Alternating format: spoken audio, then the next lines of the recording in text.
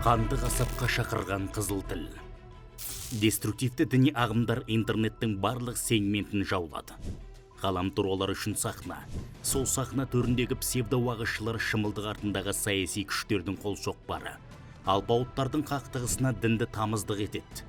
Алласы, пайғамбары, діні, кітабы мен құбыласы ортақ мұсылмандарды жікке бөледі.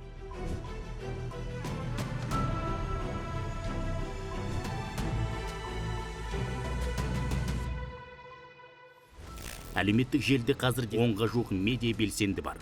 Көбі өзбек этносының өкілдері. Және елімізде тыйым салынған Катиба Таухид Валь Джихад халықаралық террористік ұйымының идеологтары. Арандатушылар, қайырымдық қорлар, псевдомедреселер, онлайн ойындар, жабық чаттар арқылы астыртын насихаттарын жүргізіп жатыр.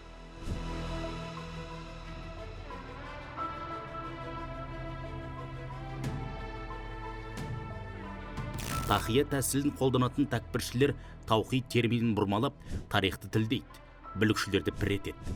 Қызыл тілімен жастардың көңілін аулап, қанды қасаптарына тартады.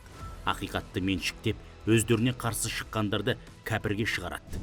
Мемлекет құрылымын күштеп өзгерту, маңызды нысандарды қирату, кәсіпкерлерді тонау сияқты қылмысқа шақырады. Жалпы дінаралық шиеленіс тудыруды ғана қалайды.